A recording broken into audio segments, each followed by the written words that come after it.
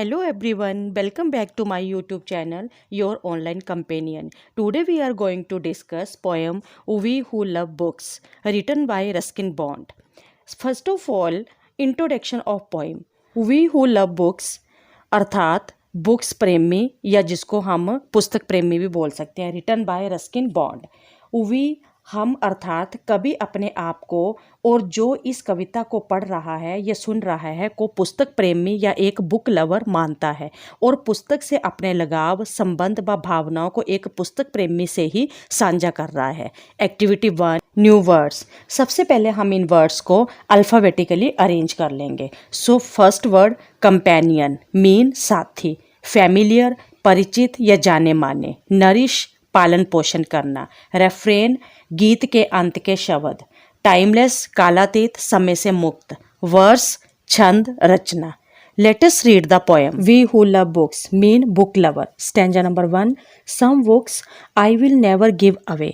I यहाँ पर poet के लिए है. कुछ किताबें जिनको मैं कभी त्याग नहीं करूँगा. हालांकि दो ओल्ड एंड वोर्न, बोर मतलब डैमेज, कि कुछ किताबें ऐसी हैं जो पुरानी हैं और ख़राब हैं, कट फट गई हैं. देयर बाइंडिंग टोर्न, और उनकी जो कवर है और बाइंडिंग है वो भी निकल चुकी है. टोर्न क्या होता है? फटना, और फट चुकी है.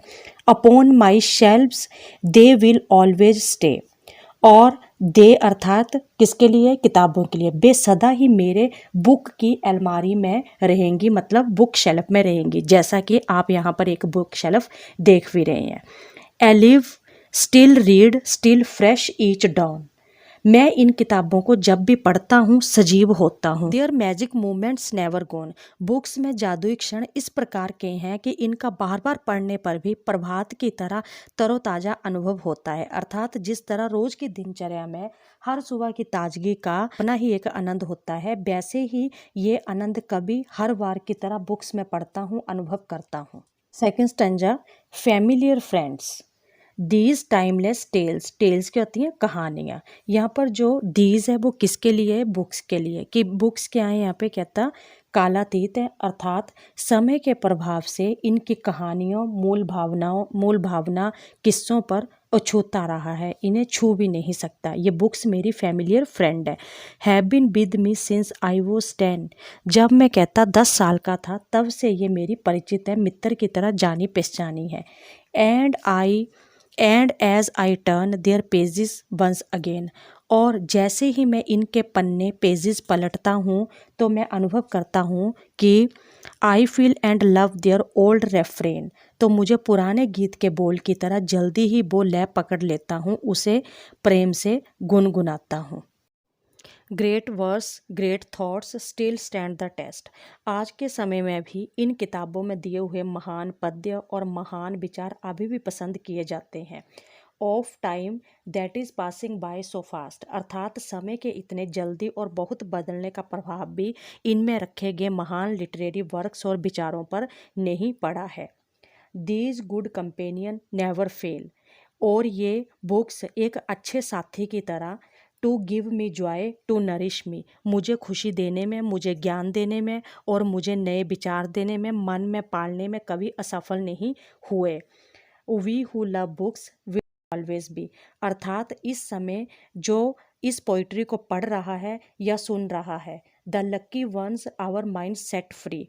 और वो बहुत खुश नसीब है जो ये बुक प्रेमी है, क्योंकि इससे हमारी सोच विकसित होती है और नए विचारों को आज़ाद मन से खुले से ग्रहण करते हैं. ये थी हमारी poem. Activity 2, pick up the rhyming words from the poem and make a list. आपकी पोएम में जो आपने पोएम पढ़ी उसमें जो राइमिंग वर्ड आए हैं वो आपने लिखने हैं. So first word away stay, dawn gone, again refrain, me we. Activity 3, match the words with their correct synonym. Synonym क्या होते हैं? समानार्थक शब्द. सो वर्ड है यहाँ पे दिए हुए, उनके आपने सिनोनिम लिखने हैं. First word movement. मूवमेंट क्या होता है? इसका सिनोनिम टाइम.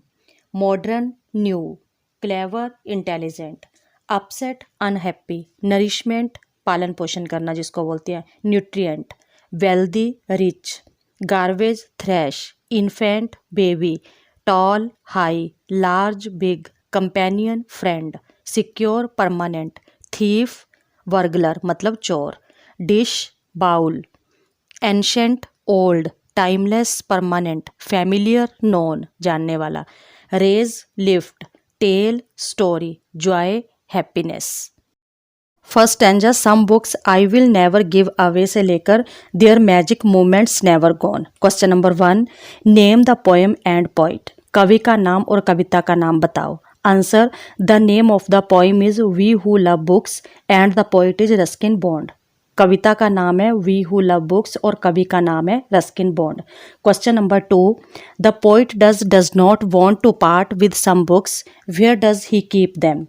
कवि कुछ किताबों से दूर नहीं होना चाहता, वह इन्हें कहाँ रखता है। Answer, the poet keeps books in his book shelves. कवि किताबों को अपने बुक शेल्व्स में रखता है। Question number 3, what is the condition of the books. किताबों की स्थिति कैसी है। Answer, the condition of some of the books kept in the book shelf is old and worn. कुछ किताबें जो बुक शेल्फ में हैं वो पुरानी और खराब हैं। Stanza number 2, familiar friends these timeless tales से लेकर I feel and love their old reference. Question number 1, the poet calls his books familiar friends, why does he call them familiar.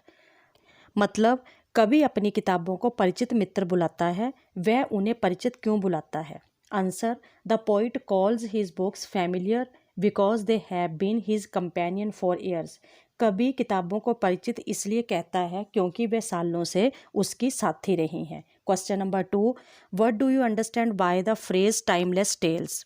आप टाइमलेस टेल्स से क्या समझते हैं। Answer, the tales contained in books are permanent source of love and joy. मतलब कहानी किताबों में कहानी सदा ही उसको प्यार और खुशी देती है। Question number 3, how does the poet feel when he touches and feels the pages of his books.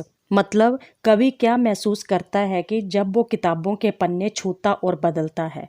Answer, the poets feel his love and old refrain when he touches and feels the pages of his books. कवि अपना प्यार और पुराना गीत के बोल महसूस करता है जब वो पन्ने को छूता और बदलता है। Stanza 3, great verse great thoughts still stand the test से लेकर the lucky ones our mind set free. Question number 1, according to the poet what still stand the test of time. कवि के अनुसार समय की परीक्षा पर क्या खरा उतरता है। Answer, great verse that is literary work, great thoughts will stand the test of time. महान पद्य अर्थात साहित्यक रचना और महान विचार समय की परीक्षा पर खरे उतरते हैं। Question number 2, what do you think the poet will always get from his good companions. आपके विचार में कवि सदा अपने साथियों से क्या प्राप्त करता है। Answer, the poet will always get Joy knowledge and free thoughts from his good companions. कवि सदा खुशी ज्ञान और मुक्त विचार अपने साथी से प्राप्त करता है। Question number 3, who according to the poet will always be the lucky once.